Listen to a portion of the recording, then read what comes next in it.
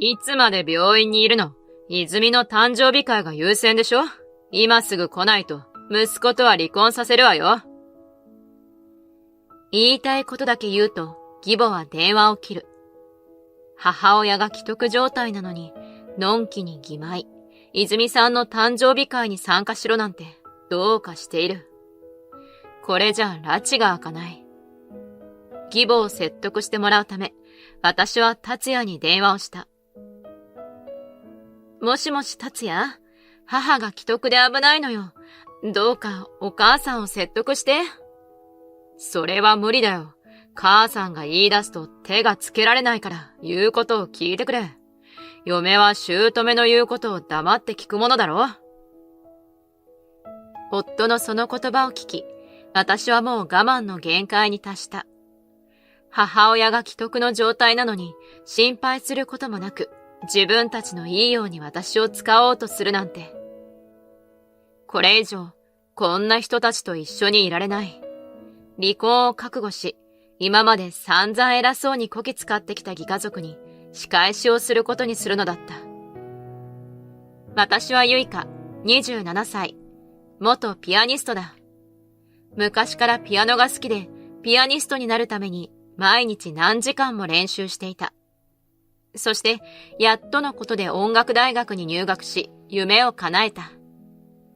それからはいろんなコンクールに参加したり、公演に出演していきたいと夢見ていた。そんな矢先のこと。交通事故に巻き込まれ、右手が思うように動かせなくなってしまった。日常生活には問題はなかった。ピアノも弾けないわけではないが、プロとして演奏することは難しい状態。必死にリハビリを続けたが、元に戻ることはなく、ピアニストを引退せざるを得なかった。その後、私はピアノ教室を開き、子供から大人まで十数名の生徒にピアノを教えている。また、近所のジャズバーのマスターからも頼まれて演奏したりもしている。ピアニストとして活動する夢は諦めたが、常に音楽と触れ合っている毎日は充実していた。そんな穏やかな日々を送っているとき、夫の達也と出会う。達也はジャズバーのお客さんで、演奏する私に一目惚れしたと言っていた。何度も食事に誘われ、断れずにデートを重ねる。デートをしてみると、達也の気さくで陽気な性格が魅力的に感じてきて、彼の気持ちに応えるようになっていった。達也はお父さんが経営する広告代理店に勤務し、次期社長になるため奮闘していた。仕事への熱量や会社へかける思いを聞いて、素直に素敵な人だと私は思うのだった。そして、交際から3年後、私は彼との結婚を決意する。結婚後、達也は同居したいと言い出した。俺は長男だし、親父と仕事の話もできるから同居したいんだ。一緒に暮らせば家事の負担も減るだろうし、どうかな。私は少し不安があった。嫁姑問題についてよく聞くし、できれば二人暮らしがいい。ただ、達也さんの仕事へかける情熱も知っていたので、応援したい気持ちもあった。それに、義両親も同居している義妹の泉さんも、初めて会った時はとても気さくに話しかけてくれた。きっと、達也さんの家族なら大丈夫だろう。そう思って同居を決めた。しかし、同居を始めると、義母の態度が急に表変する。食事の時間は朝7時、昼12時、夜19時ね。それに合わせて食事の準備、それ以外の時間に家の掃除や洗濯をすべてやること。いいわね。すべて私がするんですか？当たり前でしょ？元ピアニストだかなんだか知らないけど、今はピアノ教室をしてても、所詮は趣味でしょ？ニートみたいなものなんだから、家事くらいしなさい。でも、10時から19時までピアノ教室をしていて、そんなの、一日中ずーっと生徒がいるわけ？いえ、空いている時間もありますけど。じゃあ、その時間に家に帰って家事をすればいいじゃない。自宅でピアノ教室はできないため、近くに防音の部屋を借りていた。そこから家までは自転車で10分強。確かに生徒は幼稚園生や小学生が多いため、日中に余裕はある。しかし、大人の生徒もおり、午前中からレッスンが入ることだって少なくない。それなのに、合間を縫って家事なんて無謀だ。できる限り家事はします。ただ、どうしても手が回らないところは手伝っていただけないでしょうか。何言ってんだ。家事は嫁の仕事だろ。義母はそう言って聞いてくれなかった。そして問題なのは義母だけではない。義妹の泉さんの態度も悩みの種だった。あ、今日からゆいかさんが家事してくれるんでしょ？早速だけど、これ、洗っといて。え？泉さん？ああ、やっと家事しなくていいわ。お母さん、ゆいかさんに来てもらってよかったんじゃん。義母と義妹に、まるで召使いのように扱われた私は、そんな彼女らの態度が衝撃的で立ち尽くしてしまう。結婚前の態度と比べると、騙されたような気持ちになる。それに、仕事と家事の両立は、思ったよりハードで体調を崩すこともあった。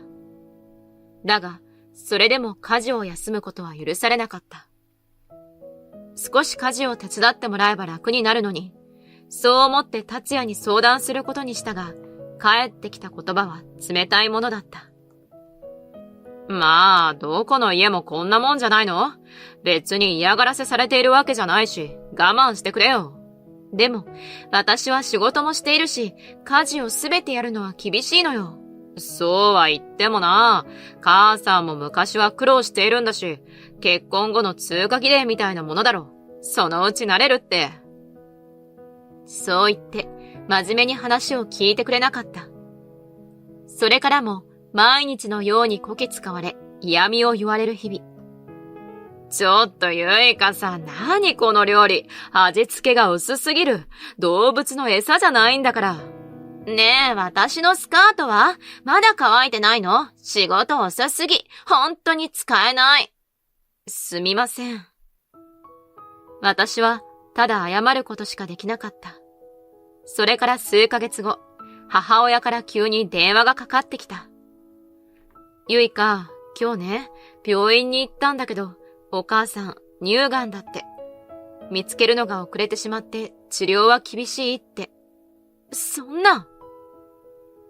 すでに末期だった母は治療よりも緩和ケアを行う選択をしたらしい。できるだけ痛みを感じず最後の時を迎えたい。それが母の希望だった。だから私も母に何か協力したかった。そう思った私は帰宅した達也にすぐに相談した。母がね、乳がんだったの。末期でもう治療の見込みもないって。だからしばらく実家に帰ってお母さんの手伝いをしたいんだけど。それってどれくらい？わからないけど、余命は半年くらいって言われているらしいの。半年も家を空けるってこと？じゃあ、ゆいかがいなくなったら誰が家事するんだ？もう達也も家事をするのは私だと決めつけている。お母さんも泉さんもいるでしょ？それに達也さんも手伝ってくれたっていいじゃない。俺は仕事してるんだぞ。お前みたいに暇じゃない。泉だってそうだ。まさか母さんに全てやらせるつもりか？そうじゃないけど、私だって仕事をしながら家事をしてきたじゃない。母はこれから日常生活もままならなくなるし、誰かがついていてあげないといけないのよ。そんなの、ゆいかじゃなくてもいいだろ？お父さんだってヘルパーだって選択肢があるじゃないか。達也さんの言葉に義母も大きくうなずいている。そうよ。そんな病人の世話なんて専門の人に任せなさい。あなたはうちの仕事があるでしょ？でも、家事なら誰でもできるじゃないですか。お母さんが手伝ってくれても。やっぱりすべて私にやらせるつもりなのね。なんて嫁なの？年寄りに仕事させるなんて。あんたは黙って家事をしていればいいんだよ。そう言って、義母も夫も帰省することを許してくれなかった。結局、仕事が休みの日にお見舞いに行くことしかできなかった。それから約半年後のこと。病院から母が危篤だと連絡が来て、私は急いで病院に行く準備をしていた。母が危篤なので病院に行ってきます。その場にいた義母に声をかけ、家を出ようとする。しかし、義母が私の腕を掴んで引き止める。明日が何の日か忘れたの？明日はちょうど義妹の誕生日パーティーがあった。友人や親戚などを招いて盛大に祝う予定だ。そして、私は義母の命令でピアノを演奏することになっていた。義妹も怪げそうな顔をして私に近づいてくる。婚約者のいおりさんとそのお父さんも来るんだから恥をかかせないでよね。義妹は大手グループ企業 S グループの御曹司と結婚予定だった。そして明日開かれる誕生会に婚約者とその父親でもある S グループの現社長も参加予定ということもあり張り切っている。いおりさんもピアノの演奏を楽しみにしているって言ってたのよ。だから明日あんたは必ず誕生日パーティーに参加しなさいよ。二人に念を押されながらも私は家を出た。私の頭の中には母親のことしか考えられない。病院に着くと母親が苦痛で顔を歪めていた。お母さん、ゆいかよ、わかる？手を握って必死に話しかける。鎮痛剤等の点滴をたくさん刺し、痩せ細った手は強く握ると折れてしまいそうなほど弱々しかった。少しでも長生きしてほしくて必死に手を握って祈る。この日は何とか一命を取り留めたが、次の日も予断の許さない日は続いた。いつ亡くなってもおかしくはないと医者から言われる。眠っている母親の顔を見つめていると、携帯の着信音が鳴った。発信元は、やはり義母だった。いつまで病院にいるの？泉の誕生日会が優先でしょ？今すぐ来ないと、息子とは離婚させるわよ。言いたいことだけ言うと、義母は電話を切る。母親が危篤状態なのに、のんきに誕生日会に参加しろなんて、どうかしている。これじゃあ拉致が開かない。義母を説得してもらうため、私は達也に電話をした。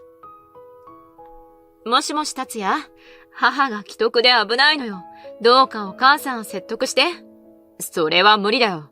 母さんが言い出すと手がつけられないから、言うことを聞いてくれ。嫁は姑の言うことを黙って聞くものだろ。夫のその言葉を聞き、私はもう我慢の限界に達した。母親が危篤の状態なのに心配することもなく、自分たちのいいように私を使おうとするなんて。これ以上義家族とは一緒にいられない。離婚を覚悟し、今まで散々偉そうにこき使ってきた義家族に仕返しをすることにした。次の日、母は何とか峠を越え、病状が安定してきた。もちろん病気が治ったわけではないので、その場しのぎの対処だと医師は言う。それでも、母がまだ生きていることが何よりも嬉しかった。母の手を握って様子を見ているとき、あんた、何かしたでしょう。青ざめた顔の義母が病室に駆け込んでくる。何のことですか？泉が昨日婚約破棄されたのよ。理由はあんたに聞けばわかるって言って。泉はショックで寝込んでいるんだよ。どうしてくれるんだ？私のせいじゃないですよ。あなたたちがしでかしたことです。それより病院で騒がないでください。一体私たちが何をしたって言うんだい？病院だというのに場所もわきまえず怒鳴る義母に呆れた。せめて病室を出て行ってもらおうと義母の肩を掴もうとするが、怒りが爆発している義母はただ手を振り払うだけだった。そんな義母に私はため息をついて婚約破棄の理由を説明していく。母との最後の時間より誕生日会を優先しろなんて言うからですよ。先方はそんな薄情な人と家族になりたくなかったんじゃないですか？は？婚約者の家族も来る大事な会だったんだから、優先するのは当たり前でしょ？あんたの母親なんかどうでもいいんだから。私の母が泉さんの婚約者の父親と兄弟でもですか？は？私の母は S グループ現社長の姉です。だから昨日、私は叔父に電話して母の既得を教えました。そんな偶然あるわけ？別に偶然じゃないですよ。泉さんにいい人を紹介しろって言われたので、私が紹介したんですから。嘘。私は泉さんの婚約者のいおりくんに、いい人を紹介してもらえないかお願いしただけなんですけど、まさか二人が付き合い始めるとは思いませんでしたよ。義母は口を覆って冷や汗を流す。顔は青を通り越して真っ白になっている。おじさんもいおりくんも驚いたでしょうね。